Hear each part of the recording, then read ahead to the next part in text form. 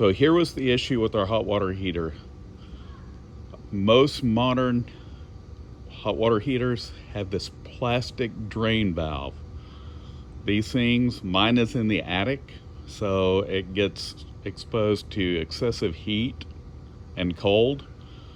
You need to replace it, and I'm going to show you pictures of what I bought at a local supply store.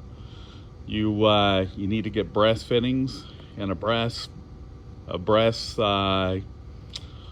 valve to let the water out, and you also need to get some oil that will release the Loctite that they put this in with.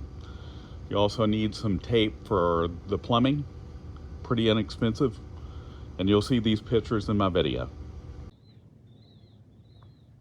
And here's the finished product. I put a bucket just in case there's a drip, that way no more water leak in the house.